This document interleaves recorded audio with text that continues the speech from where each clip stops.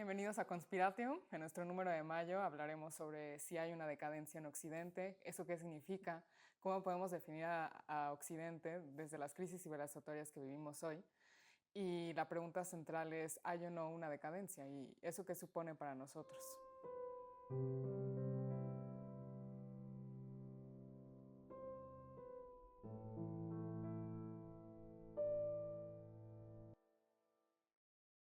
Bueno, nuestro número 21 de Conspiratio está dedicado a discutir sobre la crisis de Occidente, sobre si entendemos a Occidente desde una crisis y si podríamos hablar de la muerte de Occidente incluso. Entonces tenemos a Javier, a Julio y a Raudel que nos van a hablar sobre su perspectiva al respecto. Ok. Pues empecemos, ¿qué piensan? Ah, Hay una crisis. Sí. sí, claro que hay una crisis, pero Creo- es el ADN de Occidente, estarse muriendo. Todos los organismos vivos buscan la homeostasis, pero la homeostasis es precaria, hay que estarla reconstruyendo todo el tiempo.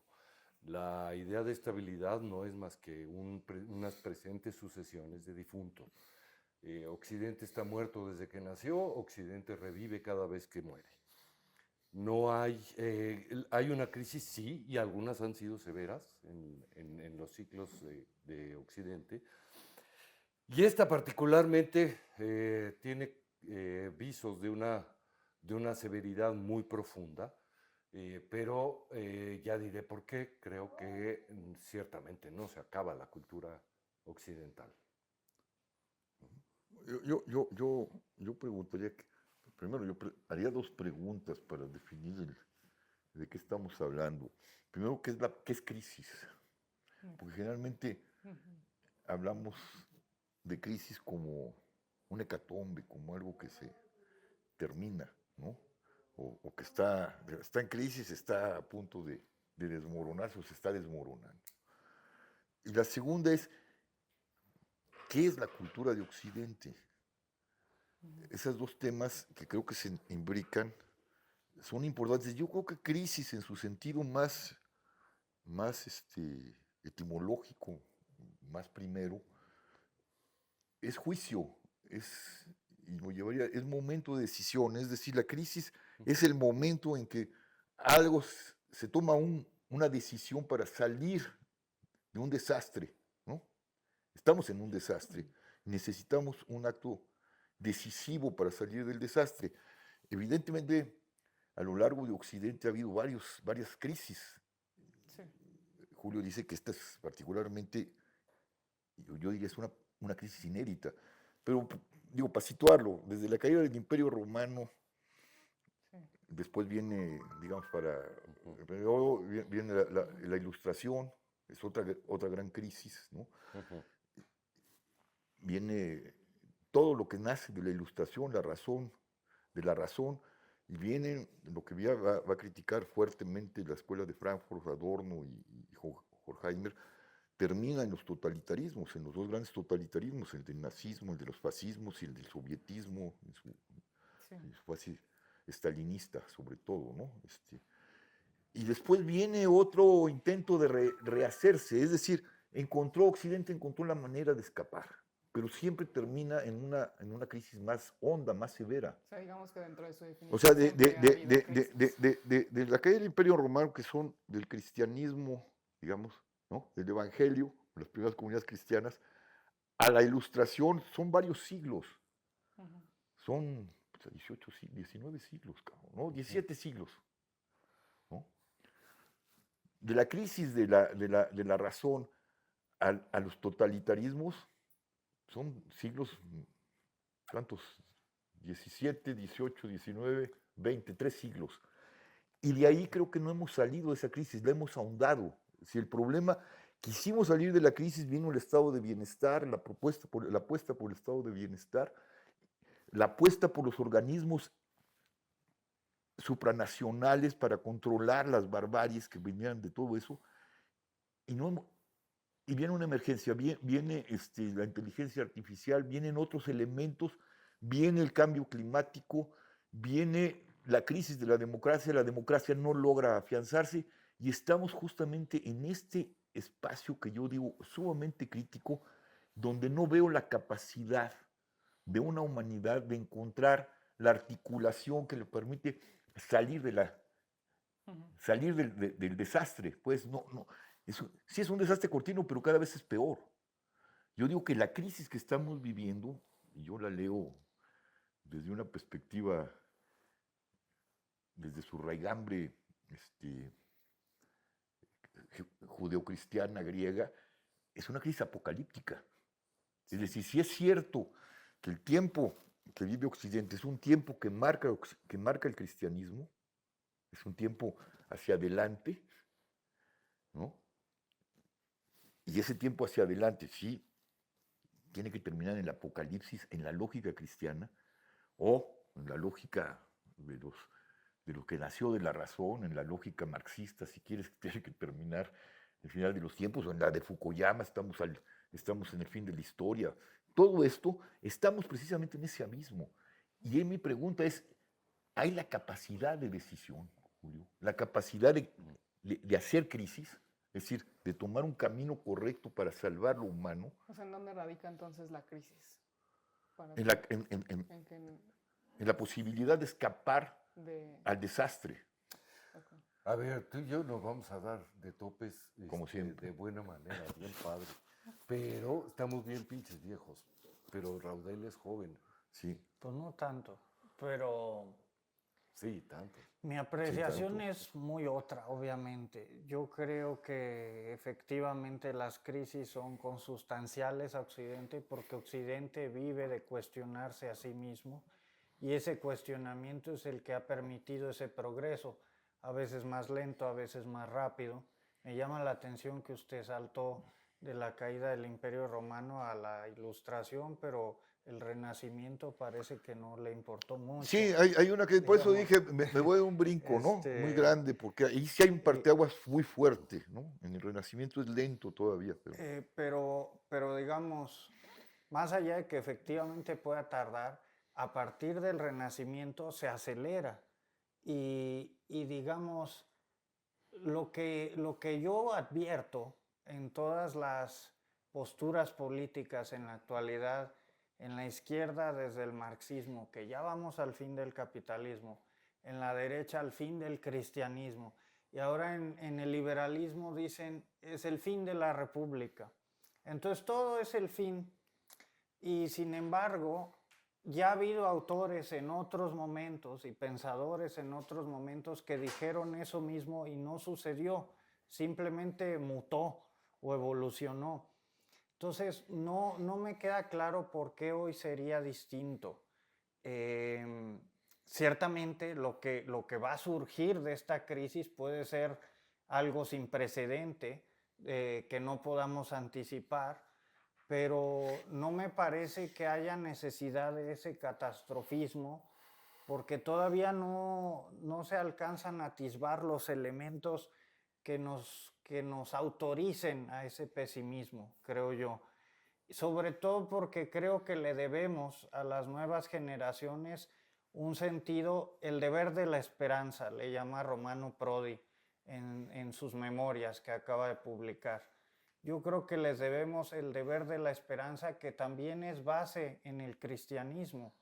Sí, ¿qué es el cristianismo sino la esperanza de redención, sino la esperanza de salvación, sino la esperanza de que vendrá el Mesías, etcétera, etcétera? Si renunciamos a la esperanza, renunciamos también a Occidente. Y yo creo que no hay necesidad de renunciar a ella, porque la creatividad humana, si bien se ha desplegado de maneras monstruosas para el mal, también se ha desplegado para cuestiones maravillosas en el bien, sobre todo en los avances médicos, por ejemplo, ¿no? Entonces, en mi apreciación, la suerte no está echada todavía y todavía hay mucho que decir a favor de Occidente y de la esperanza que representa Occidente. ¿Pero no crees que entonces hay una crisis?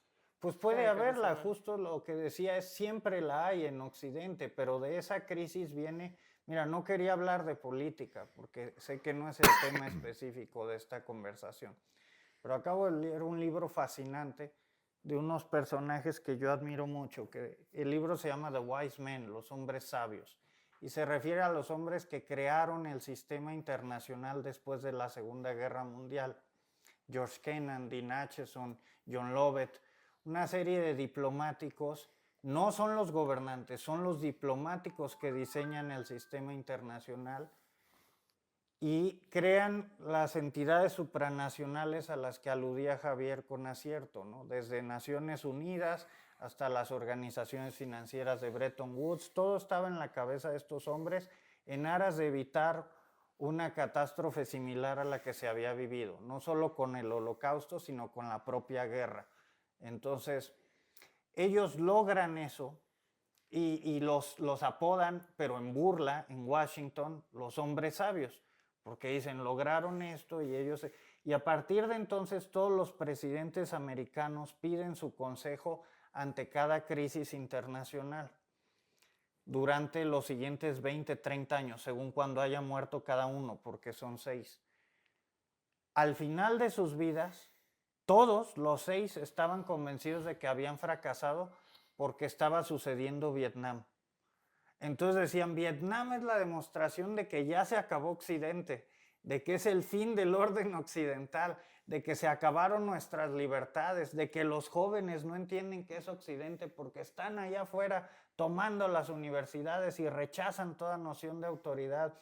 Y se va a acabar el mundo porque Vietnam significa el fin del orden que establecimos, y etcétera, ¿no? Y Vietnam se va a convertir en otro Corea porque se establecerá un Vietnam del norte y un Vietnam del sur enfrentados con armas nucleares, etcétera, etcétera, etcétera. Y cada uno de ellos era más catastrofista que el otro. Nada de eso sucedió. Absolutamente nada de eso sucedió. Adelantamos el reloj 20 años más. Raymond Aron publica sus memorias poco antes de morir, creo que un año antes de morir, 84, 85, y dice, la Guerra Fría la va a ganar la Unión Soviética, ya se acabó Occidente. Se muere Raymond Aron y a los 4 años se acaba la Unión Soviética sola. No la destruye una guerra, no la destruye Estados Unidos enfrentándose con ella, se colapsa sola. El modelo del mal que tanto temía Aron desapareció. Entonces, yo no me atrevo a pronosticar ni una cosa ni otra, pero justamente por eso creo que no hay necesidad de incurrir en el catastrofismo todavía. Varias cosas que decir. Estoy de acuerdo con que todavía es demasiado temprano para el catastrofismo. Estoy de acuerdo. Quizás no sucedió todo lo que predijeron The Wise Men, porque cumplieron la función de profetas y Jeremías. Quizás si no hubieran gritado, entonces habrían sucedido cosas peores. Entonces, bueno, Sí. quiero rescatar el lugar de los gritones apocalípticos, porque a fin de cuentas siempre apuntan a un mundo que podría suceder. Pero quizás gracias a ellos no sucede. 2, respecto de la historia, yo quiero insistir en que nos contamos de modo equivocado la historia. Grecia es la parte más nueva, aunque la contemos como en tiempo de la más antigua, es la de más reciente adquisición. Grecia la adquirieron los discípulos de Manuel, ya se me olvidó el nombre del griego Crisoloras, que les dio clase a Ficino, etcétera, etcétera, de griego. Y fue la caída de Bizancio y la adquisición comercial de los libros, es decir, la financiación de los Medici. De modo que nuestro componente más antiguo, nuestro referente primero para determinar la espacialidad y la trascendencia de Occidente es el más nuevo y nos salió bien barato, estaba de oferta. Y creo que a partir de allí hay un cambio de narrativa. La Edad Media percibía decadencias, pero no tanto crisis. Había una decadencia y se ve en el latín mismo, ciertamente no es lo mismo ni Virgilio, ni San Agustín, ni Tomás de Aquino. Es un latín cada vez más empobrecido. El griego vino a revigorizar la filología y por lo tanto la capacidad de pensamiento y muchas otras cosas. Pero la idea de aquello se adquirió su nombre gracias a Gibbon. Es una decadencia. Las grandes crisis romanas fueron la conjuración de Catilina, la guerra civil del triunvirato. Esas fueron las crisis. Se resolvieron de mal modo porque se instaló una forma tiránica de gobierno. Y sí creo que las repúblicas se acaban y creo que estamos ahora en riesgo de ver perderse las formas republicanas, las posibilidades que nos costó muchísimo trabajo reconstruir. Esto por lo que hace a la historia. Después ya diré alguna cosita sobre lo que considero la sustancia indeleble de Occidente. Yo creo que la crisis es más profunda, o sea, seguimos mirando, como lo están viendo ustedes, un paradigma ¿sí? de recurrencias. Pero yo cuando estoy hablando de este momento y que lo veo como una crisis terminal de Occidente, O sea, esta es una crisis diferente a las que han ¿sí? habido Es antes. absolutamente distinta. Es porque está en crisis precisamente todo. Todo lo que se construyó desde, digamos, con la iglesia y el imperio, y luego la razón, la ilustración, etcétera, etcétera, el Estado está en crisis. Todas sus formas, y la más alta, que es la democracia y la república, está en crisis. La escuela está en crisis. La iglesia está en crisis. Es decir, todo está desfondado. Vivimos un universo caótico y lo que emerge es algo inédito.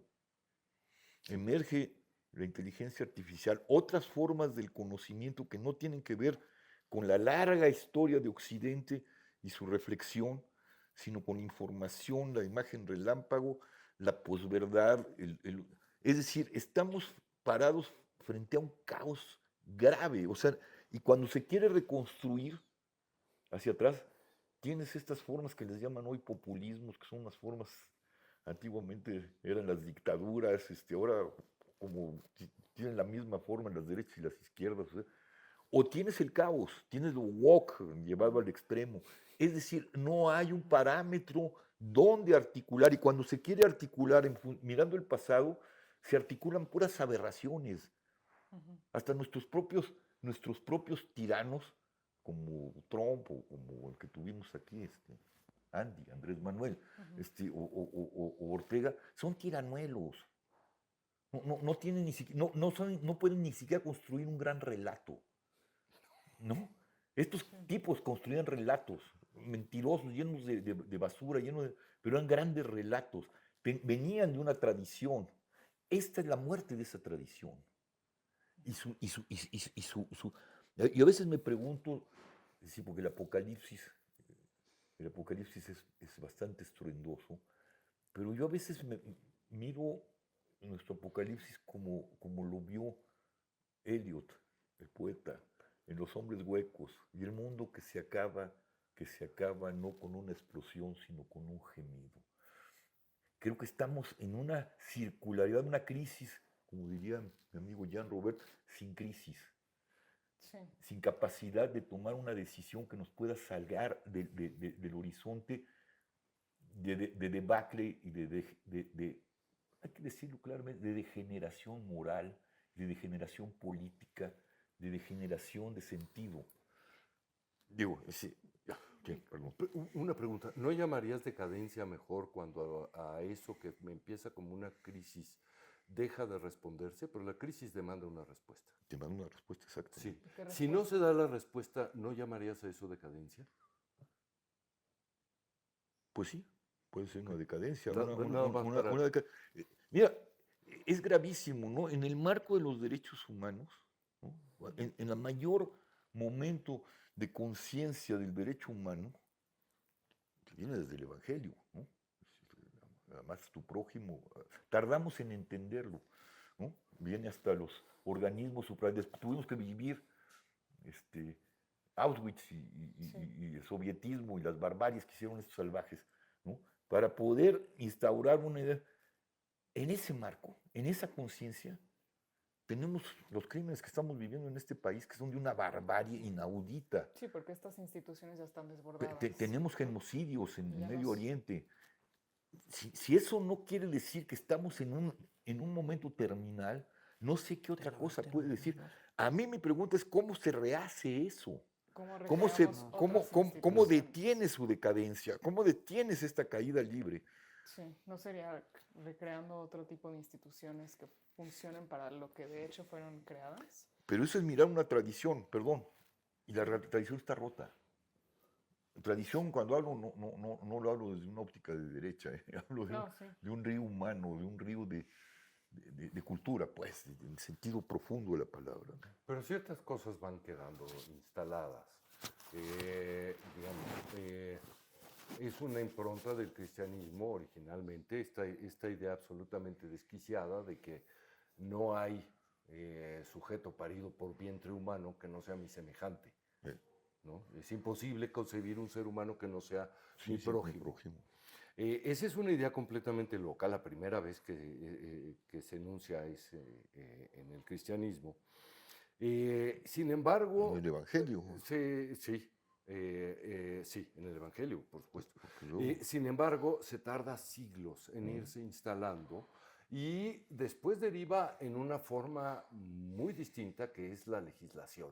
Y el problema es que querer pasar virtudes a la legislación no da buenas cuentas nunca, nunca. Da Calígulas, pero no democracias. Y es un problemón. Los derechos humanos son un tema irrenunciable, pero que debe estar siendo reparado constantemente.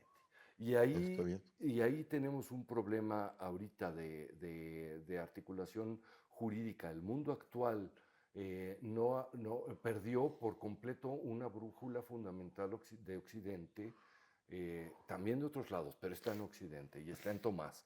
Y quieren leyes peculiares, leyes particulares, leyes para colectivos específicos o para sujetos específicos. Y eso es la contradicción de la ley. Entonces vamos a tener allí vamos a pasar una crisis del cocol hasta que la babosería general empiece a entender que si no son universales, no son leyes. Podrán hacer otra cosa, se llaman privilegios, ¿no? Sí, ahí vamos a pasar una crisis y esa sí va a ser una crisis política de los tiempos que corren, Raúl.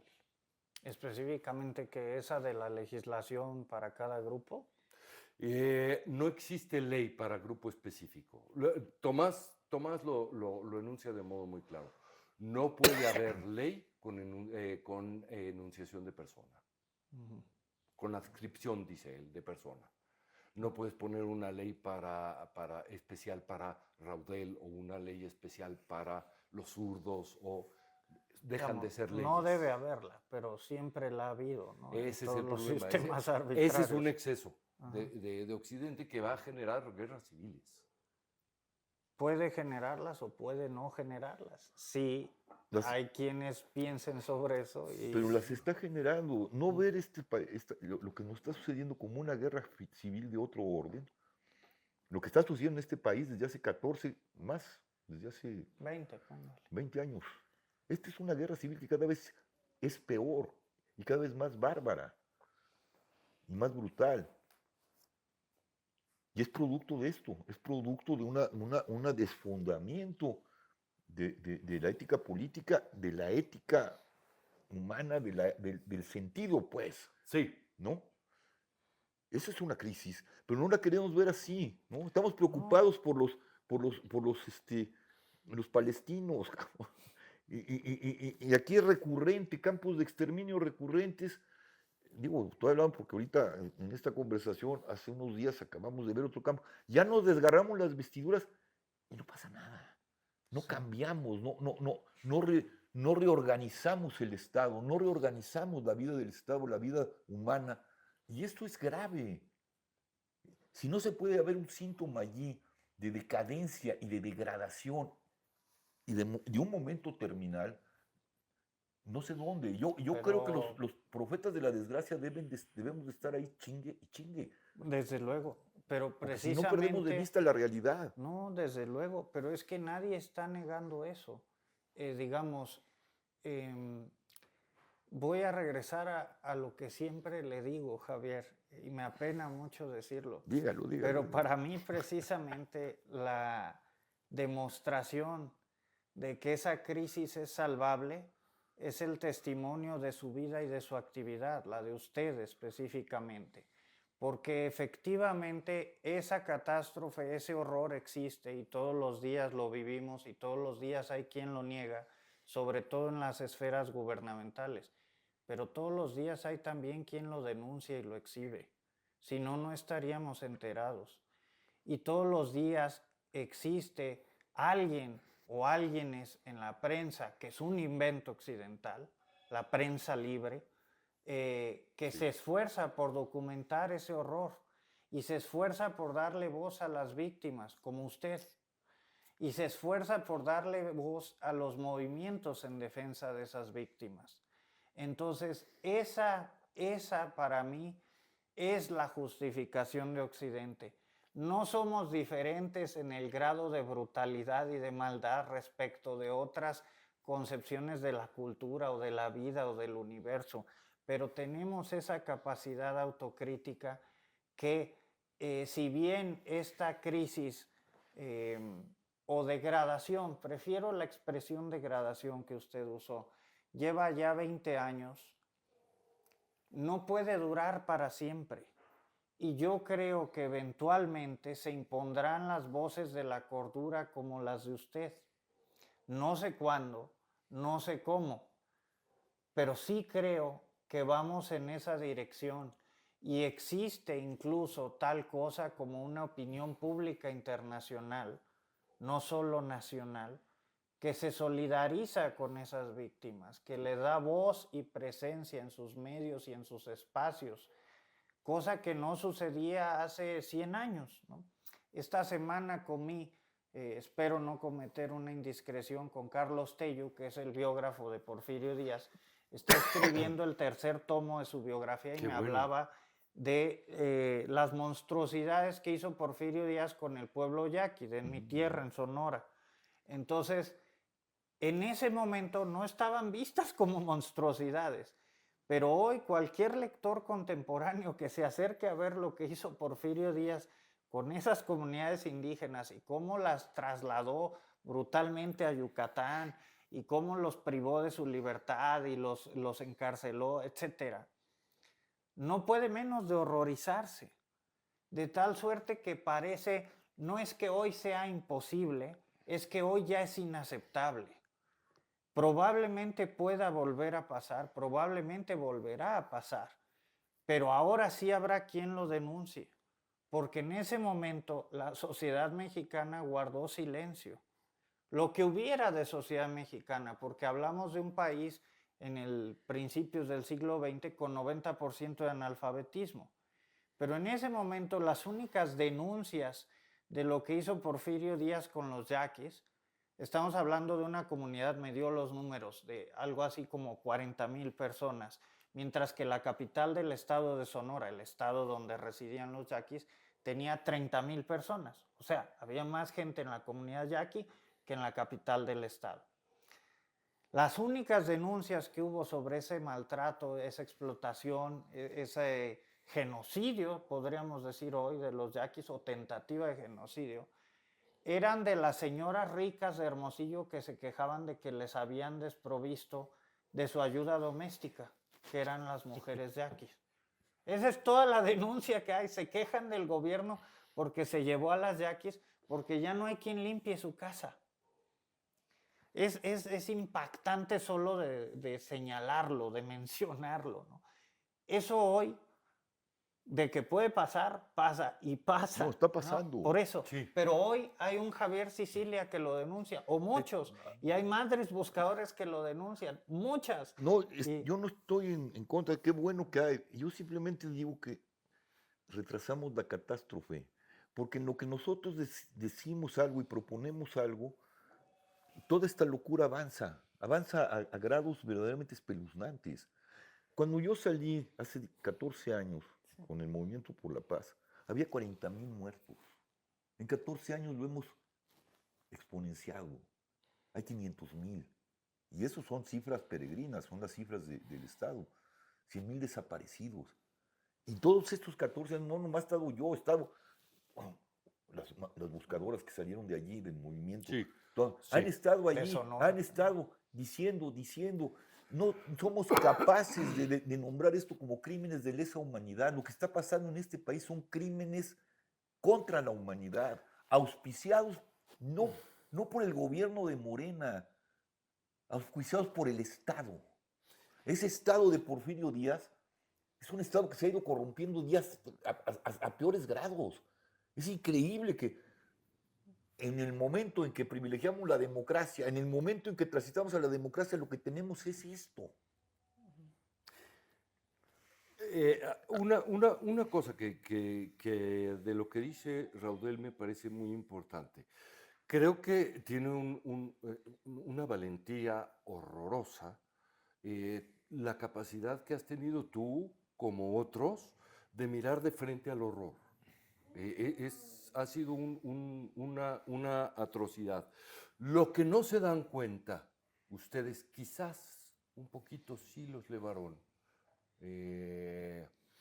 es que el hecho de que ustedes estén mirando y tratando de describir el horror absoluto emite una noción de sentido para los demás. Sí, ahí está el sentido, sí. Es decir, para mí el hecho de que tú estés relatando el horror me permite no estar viéndolo de frente y atender al sentido profundo al que atiendes tú, al que atienden los buscadores, los que pelean por los derechos humanos, a donde busca Ceci Flores. Y me parece que en su sufrimiento, en su confrontación del dolor, están generando luz sin darse cuenta que ustedes emiten un sentido. No, evidentemente. Y eso que te objeta Raudel me parece muy, muy importante. Muy importante en la configuración no solo de Occidente, que desde luego que sí, sino del mundo. La diferencia en muchas de las ocasiones en la cultura occidental es que esta emanación de sentido sirve para reconstruir alrededor del horror. Bueno, Sí. estamos Bueno, es una discusión inacabada, inacabados, ¿no? pero nos ponemos en la Pero- orilla, ¿no? Sí, de- desde de- Conspiratio. En la orilla para pensarlo, ¿no? Ya se acabó. Sí. Y ya no dije nada.